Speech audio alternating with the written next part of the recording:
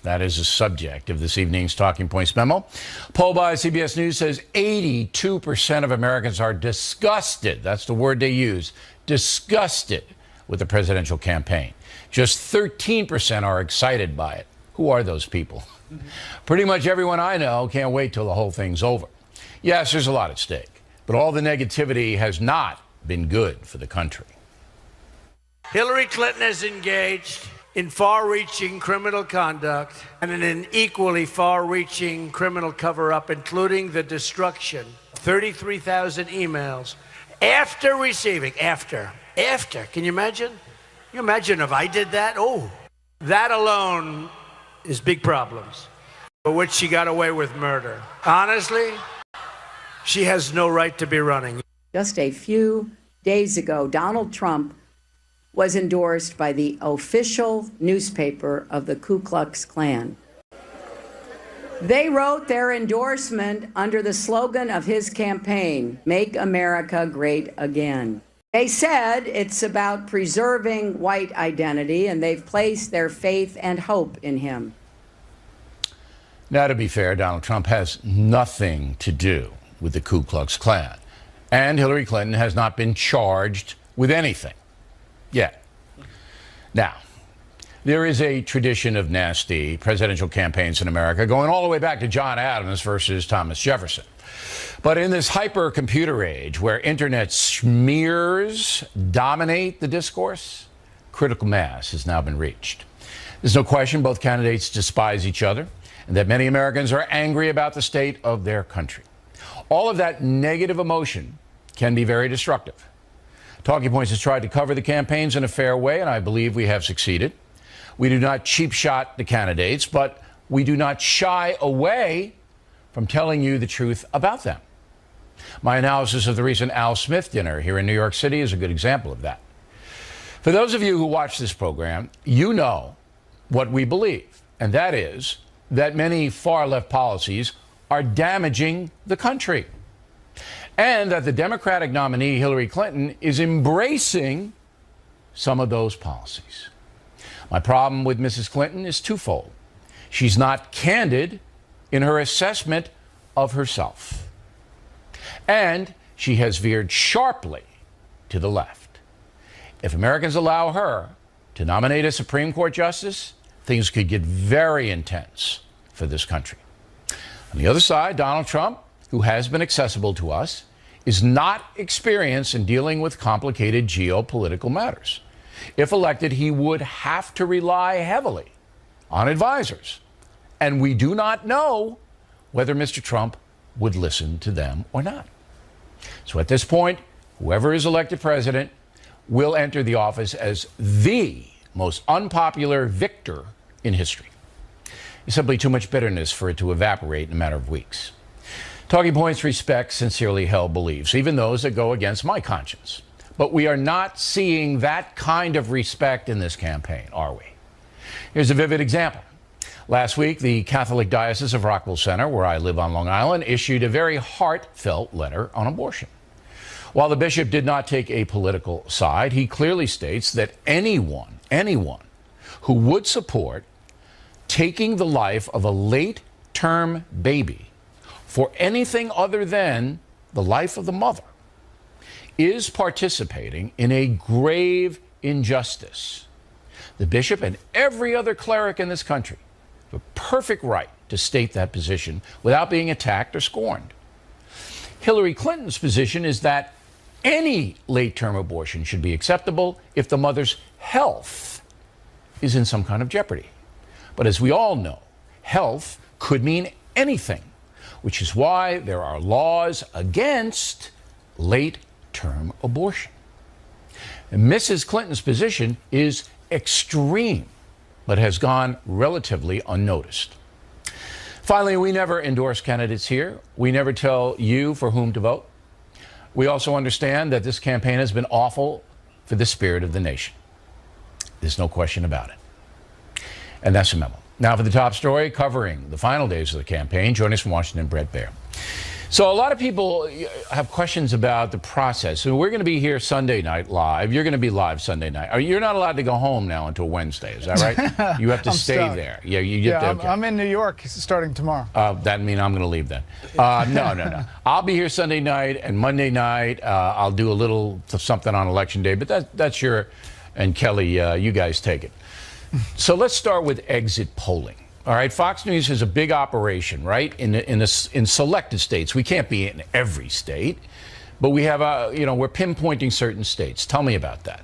Yeah, it's the key battleground states, and we have exit polling, which we will be monitoring throughout the day, but it is sequestered. In other words, we have people, a team with the networks that have agreed that it will be private information about the exit polls. And remember, these are polls taken when voters exit the polling booths. Okay, let me stop you there. And then they tell them or don't. So this is an agreement. There's not a law that says we can't report it when we get it. It's just an agreement.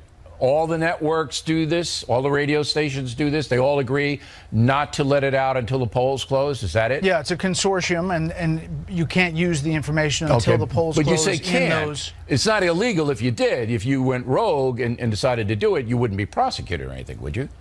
No, it's an agreement that everybody agrees to. I mean, it's not. So the people that actually canvass, they're standing outside certain polling places that are designated, and they ask people. And if they don't want to participate, people don't have to. It's a voluntary thing. Who did you vote for? Why did you vote that way? Blah, blah, blah, blah, blah. Then that gets sent, I guess, by email or something to election headquarters here in New York City, correct? Right, and where there is a sequestered group from each one of the networks and the major media organizations, and they get that data, they compile it, they look at the different aspects of it, who is Republican, who's Democrat, which way did they vote, and where their demographics fall. And they come up with we do our own, and CBS does its own. We don't share, right? We have our own, they have their own, right? The data is the same, but we do it ourselves, Okay. at Fox. Okay, so do you, Brett Baer, during the day, do they tell you this is the trend in Florida at 2 p.m.? Do they give you updates? Not throughout the day. We have a 5 p.m. Meeting in which they then come back from this sequestered area and we debrief for everybody. Now that is held until the first polls close, 7 o'clock. All right, so even I can get that at 5 o'clock on Tuesday. I'll get that information should I go to that meeting, which I would never do. You should, Bill. We'd love to have you. I know you would. You'd be thrilled. But I'll send, I'll send some of our guys. So by 5 o'clock, you have a pretty good idea, you, Brett Baer, whether it's going to be a cliffhanger or Pennsylvania's going to go this way or Ohio's going to go that way, correct? You have a sense of how these states go, and you're right. If it's a big blowout, you have a better sense. Right. If it's tight, though, remember 2004, the exit polls were off. Some of them were just, the people didn't tell them the right thing that they did, or they were just skewed in some way. They didn't match the actual vote total. So what the decision desk does, Bill, is they take the exit polls from that state, then they take the raw vote total that comes in as it's coming in real time. They have programs and computer models that put them both together and say, well, looking at this vote and the exit poll, what does it mean for this county, this county, this county? The raw vote totals, when do they start coming into the Fox News operation? The raw vote totals from when the polls close in each state. Okay, nothing before each state, and then it's done so electronically that it's like a bing, bing, bing comes. Some states are better than others. Okay. All right, so we'll talk again on Sunday night because anything could happen in this crazy campaign, and we appreciate it, Brett, very much. Thank you. All right, thanks, Bill. Next on the rundown, Britt Hume has covered many presidential elections. We'll get his take on where this one stands right now. Then the Bush family still not supporting Donald Trump, but are they truly comfortable with Hillary Clinton as president? Those reports after these messages. Personal Story segment tonight, our pal Britt Hume has covered 11 presidential elections, so he has a pretty good feel for the process, joining us now from Washington. So what direction, right now on this Friday evening, what direction is this thing going in? Can you sense something happening? Well, you can sense for the past several days that there's been momentum toward Donald Trump, but when you look at the polling on this, Bill, it doesn't look like his numbers have moved up very much. What has happened is that a segment of Hillary Clinton's support has collapsed. That might recover over the weekend. I think sometimes there is real movement over the last weekend before an election. But that's the story right now, is that her support is fading. He's holding. If she fades enough, he could win. Okay, it's all about turnout then.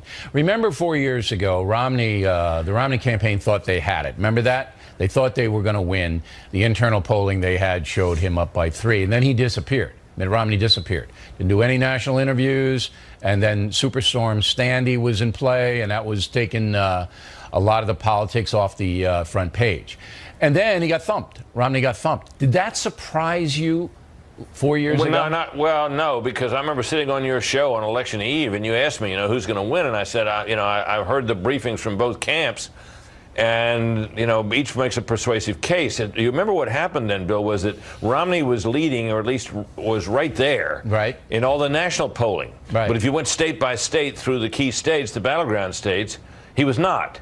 And what was striking about it, Bill, was that the national polling was done by these big and well-known and well-recognized polling organizations, and a lot of the state polls were done by little colleges and local polling organizations we didn't know much about.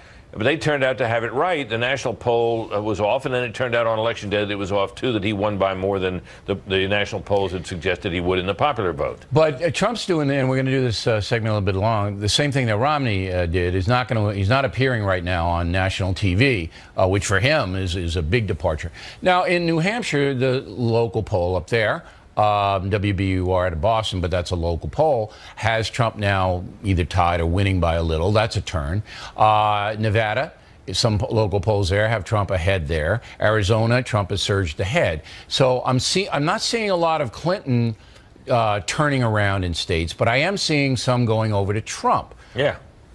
I agree with that. I think basically that's the way it looks. Now, all these polls, you average them out, and they're only a couple of points either way. Right. And of course, you can't do a margin of error for an average of polls. But if you look at the polls themselves, the margins of error are such that, if it's plus or minus 2 or 3 or 4, that could mean a lot of different possible outcomes. Especially if voting blocks don't turn out, like African Americans. Everybody's keeping a very close eye on them. Hispanic Americans in certain states like Colorado.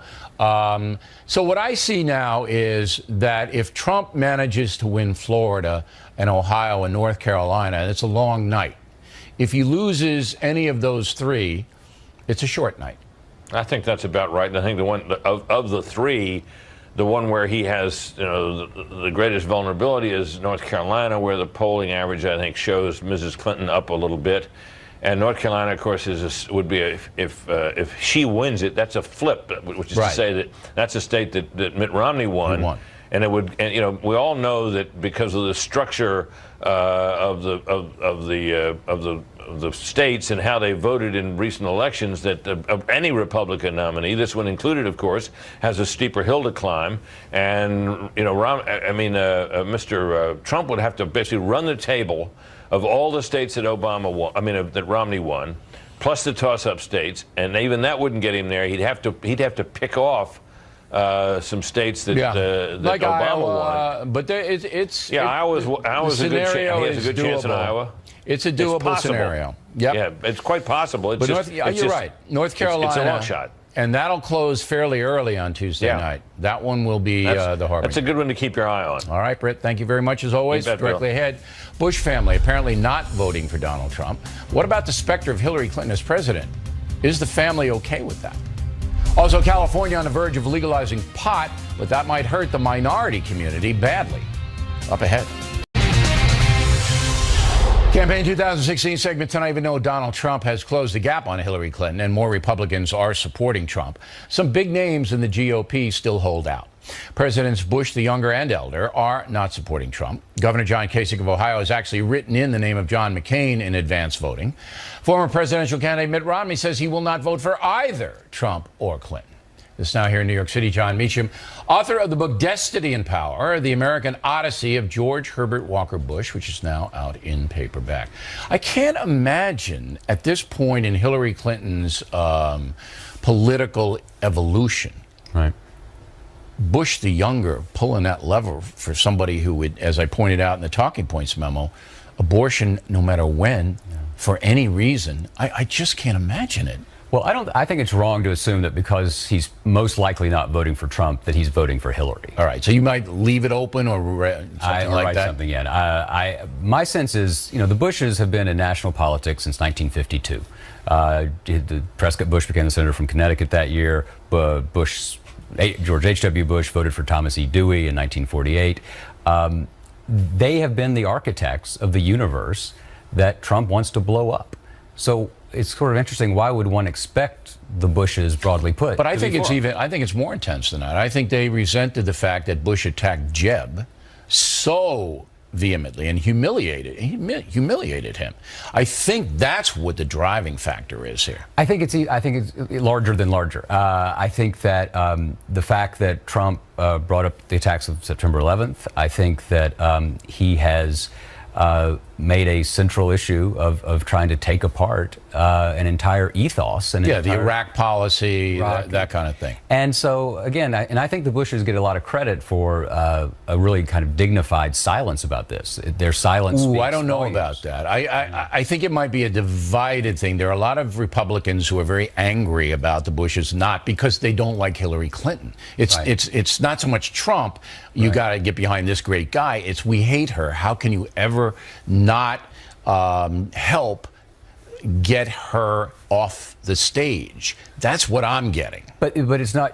This isn't in a vacuum, right? So if you're George Herbert Walker Bush, if you're George W. Bush, you know what it's like to be president. And they simply, I think it's safe to say, I don't think they believe that Donald Trump should be president. But they don't believe Hillary Clinton should be president either, do they? But I don't know exactly. With that far left resume she's bringing in? But we have a choice now, right, between one of the most conventionally prepared people in history and one of the least conventionally prepared. And Trump embraces that, right? Right. He says if experts were so great, we wouldn't be in this problem. He wants to blow it up. He wants to blow it up. They built it. They built it. Listen, I'm not criticizing the Bush family. I want everybody to know that. I think every American should vote their conscience. And if it were my brother who got slaughtered, somewhat unfairly by Donald Trump, I'd probably feel the same way.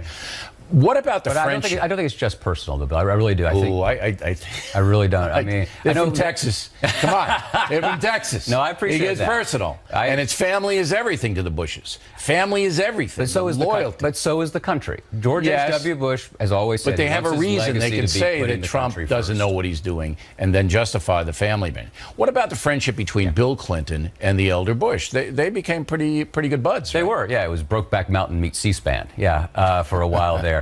It's funny. Secretary Clinton, Hillary never really entered into that reconciliation. No. President Bush, 41, told me once in a classic WASP formulation. He said, "We like Hillary, but we don't know her."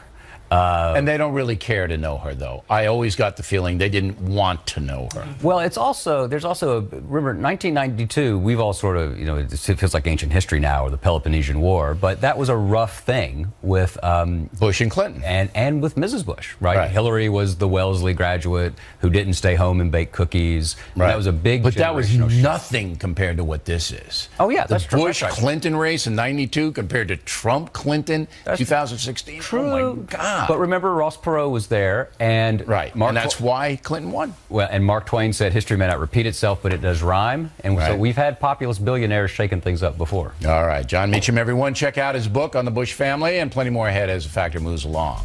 Donald Trump cutting way back on his national TV interviews. We'll tell you why that's happening. Then, looks like California will vote to legalize pot on Tuesday. The unintended consequences may be serious for poor people. We hope you stay tuned for those reports. The next segment tonight, in order to win the presidency, Donald Trump needs about 45% of women to vote for him. Will that happen?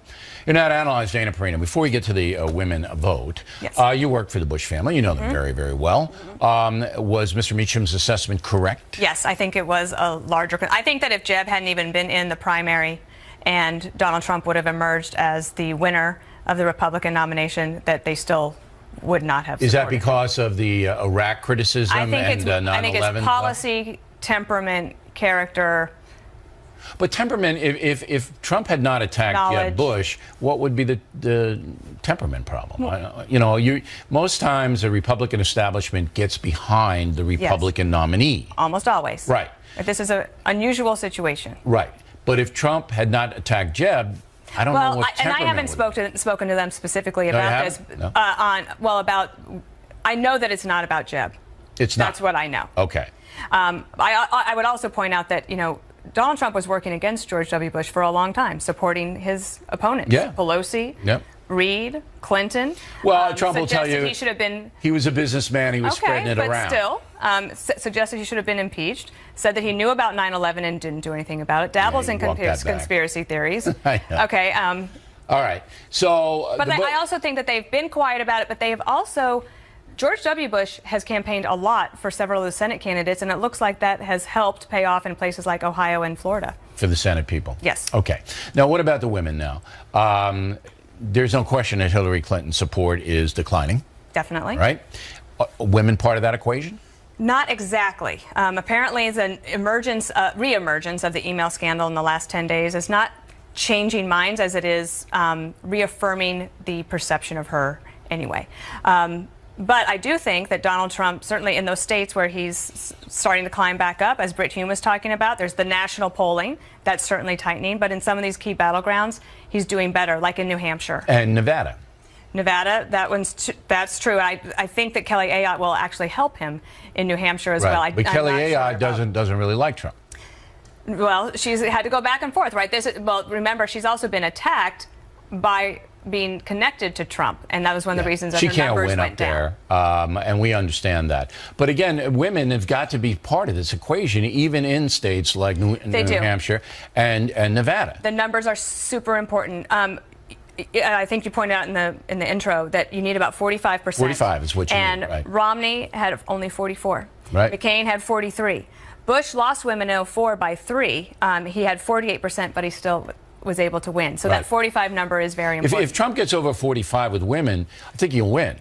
Because he got hammered Possibly, so badly. yeah. But if you look at the gap, the men are up around 58% for Trump. Well, he underperforms with every group of men except for non-college educated men. That's a lot of men. It's a lot of men. Right. And you know where they live? Really important battleground states. Yeah. So I think that's good. I also think that his Hispanic vote will be, or Latino vote will be higher than anticipated, and maybe even higher than Romney's. Wow. And partly that's because there's not a monolithic group. Cubans and Puerto Ricans and those descendants different are strokes, different from no doubt other about places. It. But the monolithic group that everybody's watching is African Americans. Are they going to turn out in the great numbers they did for Barack Obama, which in Pennsylvania, that is going to be the tipping point. I think they will not turn out in as high a numbers as they did for President Obama, no matter what. If it's not close, if it's down like 10%, Trump could win Pennsylvania. And in this last weekend, Barack Obama is campaigning. Oh, he's in everywhere. A very important place of North Carolina, as you were just talking about with Britt He's Hume. everywhere. In fact, I thought he was knocking here, but it wasn't him. It was just somebody who looked well, if like he came in, I'm sure he'd we'd love to have the but president. One thing I want to remind everybody. Yes. The last Real Clear Politics average going into Election Day, the last one on like Monday of 2012, before the election, Romney was at 48.1 and Obama was at 48.9 in the average. Right. And I think that you're going to see about that average with Well, we're going to be here Clinton and Sunday Trump. and Monday. You'll be here as well. So we'll You sound so thrilled. Every- I will be here. Are you kidding? I'll bring sunshine and light to your world. Well, and Jasper, right? I'd love it. If I could bring Okay. Jasper, it'd be great. Right. We appreciate it, Dana. I'll tell you a little bit about Jasper. The book is Let Me Tell You About Jasper. And if you let her tell you, she will never shut up. All right? But it is a big bestseller, and you'll like the book, so please check it out. When we come right back, if marijuana is legalized in California, the floodgates open all across the USA, and a recent study says poor minorities may be hurt by that. A robust debate, moments away.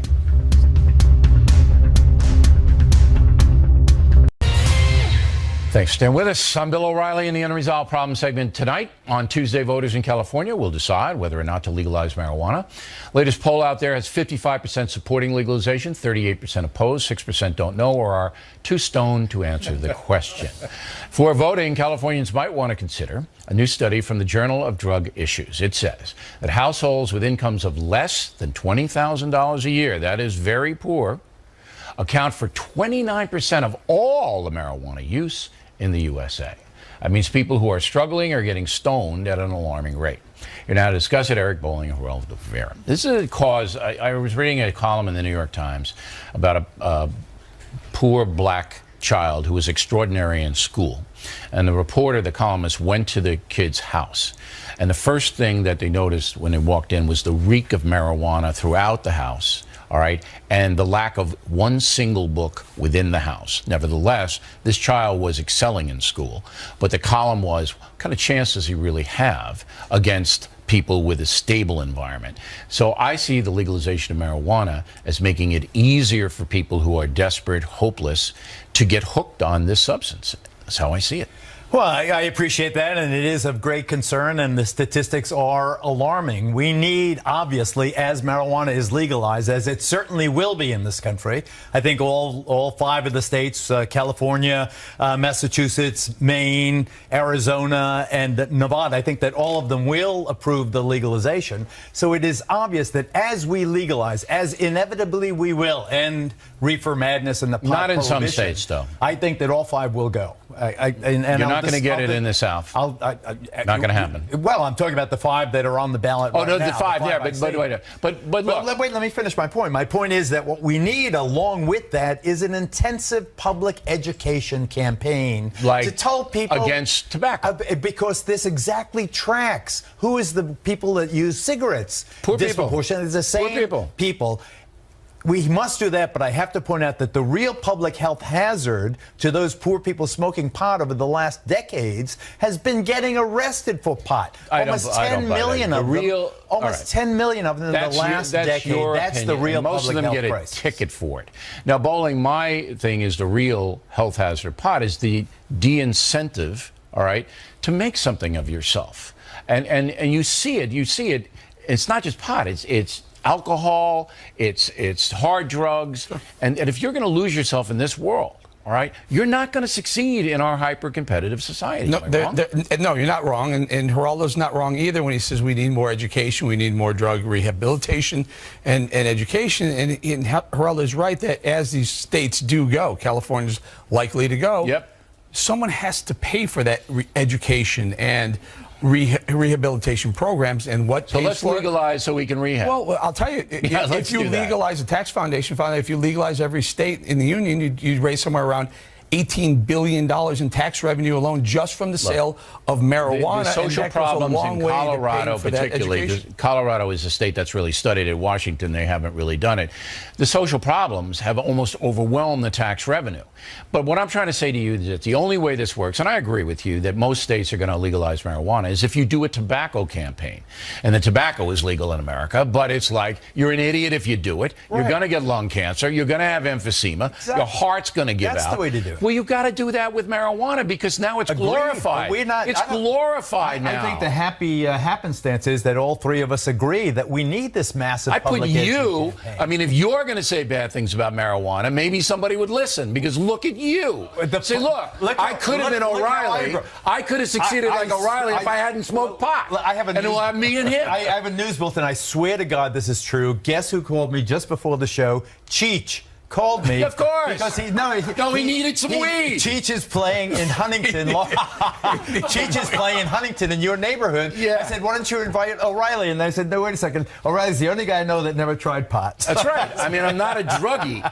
But then we can put you and me and Cheech together and say, who do you want to be? That's right. All right? All right. Last word, Bowling. The last word is that, at the same level, that income level, under 30,000, 45% of the people who are at that level drink alcohol as well. The binge drinkers are the upper incomes. It's a bad situation, but we haven't made. You're never going to get out of poverty. We haven't made cigarettes illegal, and we haven't made alcohol illegal. We have an education program. Did, but we're never going to get out of poverty ever if you get into substance. But you'd rather have them smoking in their mother's basement than in jail with us paying. I don't for want them in jail. I've always said that, but I want society to say it's not a good thing. Gentlemen, thank you. Donald Trump on deck. But he's not here because he's not really talking to national media this week. We will find out why and have a brand new Fox News poll number that may surprise you. Right back. Back in the book segment tonight, the Factor has learned that the Trump campaign has pulled back their candidate from doing national TV interviews. The question is why. Joining us now from Los Angeles, Justin Wallen, media strategist, and from Washington, Michael Maslansky, independent pollster. So first of all, the new Fox News poll just out today has Clinton up by 2, 45-43 over Trump, but that's a tie with the margin of error. So the strategy, even though Trump has been on the ascent since October 15th, all right, and he did do some interviews, couple with me, couple with Hannity, and it seemed to be working, his strategy, Mr. Maslansky, of doing selected interviews of people he knew he was going to get a fair shake with. But now he's not doing any. Is that smart? Yeah, I think it is smart. I mean, his own worst enemy is still himself. And whether he did a couple of good interviews or not, if you go out and talk to the media, then you're unscripted and you lose control. And his campaign has been trying to keep him under control since Kellyanne Conway joined. So I think that's one good reason to do it. Right now, the story is all about Hillary Clinton and the FBI. And so why get in the way of that? And ultimately, you've got undecideds out there. Anybody who hasn't made their decision yet doesn't like either candidate, and they're deciding who to hold their nose for or not show up at all. Or not show up at all. Do you feel the same way, Mr. Wallen? Well, as a matter of fact, I don't. I get that. I get the argument, and it makes a heck of a lot of sense. Trump is his own worst enemy, and Team Trump is terrified, and it should keep them up at night if he's going to make an unforced error and say something wacky. I mean, what he said is the source of all problems, including the internecine warfare we see in the Republican Party. However, the one advantage that Donald Trump has in terms of his campaign is simply this: earned media. He's gotten billions of dollars of it, and he doesn't have the campaign funding that Hillary Clinton does have. He doesn't have the ground game that she has. The one thing he's got is that ability to generate news. But he gets it anyway. Well, he hasn't really gotten it anyway, because as Mr. Wallen pointed out, it's been Hillary Clinton who's generated the news because of the FBI thing. But here's the one thing I want you both to consider. Mitt Romney went to ground the last week of his campaign because he thought he won. And Mitt Romney was not a guy that made a lot of unforced errors. We offered him a full hour here the night before the debate, the night before the election, 2012. All right, he passed. He didn't want to answer any questions. He thought he had it won. I'm not sure that the Trump campaign thinks it has it won, although they are on the ascent. But I'm not sure whether this is a good strategy or not, because Donald Trump is his own best salesman, Mr. Maslansky. Yeah, but I don't think that he is his best salesman anymore. If you look at the last 2 months of the campaign since the debates, the candidate that's been in the spotlight has dropped in the polls. And so right now there is an opportunity for him to take a step back, let things play out on the Hillary front, and see what happens. I don't think he's got any ability to introduce new people to a positive message about his campaign at this point. We've all seen everything that there is to see on the positive front. Listen, that's certainly a legitimate point. Mr. Wallen, I'll give you the last word on it. Go. Well, I mean, to his point, I mean, Nate Silver said back in May that if the Cubbies won, then it would be Donald Trump being the president. But I would say he has to punt. He's close, but he's not close enough. And he needs to take that gamble, because without it, he can't rely on gravity pulling down Hillary Clinton to where she needs to be. Gentlemen, thank you very much. And we will tell everybody that we have invited both Donald Trump and Hillary Clinton on this program Monday evening. And we do the whole program with both of them if they show, and we'll see what happens. If one does, we'll give him or her the time. Back to tip of the day. Remember that song, Happy? Well, the guy who sings it, not really happy about the election. The tip will tell you why. Moments away. In fact, the tip of the day, even the guy who sang the song Happy is not happy over the election. In a moment. First, a great weekend to pick up tickets for the Spin Stops Here shows in 2017. As you may know, we have added Waters to Miller and Me, and we'll see everybody in Tulsa, Oklahoma, Reading, Pennsylvania, Omaha, Nebraska, Tacoma, Washington, Westbury, Long Island. All details on BillO'Reilly.com, and we will even link you to the box offices. Now, tickets are going fast. They will sell out. They make great Christmas and Hanukkah gifts, which is why we're putting them out there now, so if you want to do that and get a chance to pick them up. Now, the Mail, Maureen Brennan, Aurora, Colorado. I don't understand why there is an outrage that Hillary Clinton's aide, Huma Abedin, was working for the State Department and the Clinton Foundation at the same time. Ms. Abedin was given the status of, quote, special government employee, unquote, which allowed her to double dip. Jeff Tedrick, Somerville, South Carolina. Bill, you are the most naive person in the world if you don't know why Hillary Clinton will not do an interview with you. When Trump's your guest, you hammer him worse than the FBI did with Hillary. Mr. Trump survived the chats in fine fashion here, Jeff. So did Mrs. Clinton back in 2008. Jim Maxidon, Tracy, California. Justice Department official giving John Podesta a heads up about a congressional questioning is corrupt. But Rudy Giuliani delivering FBI information to Fox News isn't? That's just desperate, Jim. Desperate. The mayor's a private citizen. If he has information, he has a right to state it. A government official whose salary is paid for by you and me has no right to secretly play politics. Good grief. Dr. Sal Matola, Phoenixville, Pennsylvania. I believe the factor covering who the Bushes are supporting will have a negative effect on Donald Trump. Please reconsider. We don't select stories based upon who they will help or hurt, Doctor. Come on. We select stories based on news value. Li Meng, Xiaomen, China. I believe the election of Trump would indicate that traditional American values and the market economy will be upheld. Way to go, Lee. Nice to hear that from China. Juan Carlos Garcia, Dominican Republic. Trump supporters are electoral rebels who will turn out to vote. I don't believe Clinton supporters will do that to the same extent. We will see. Elizabeth Madden, Georgetown, Indiana. O'Reilly, you stated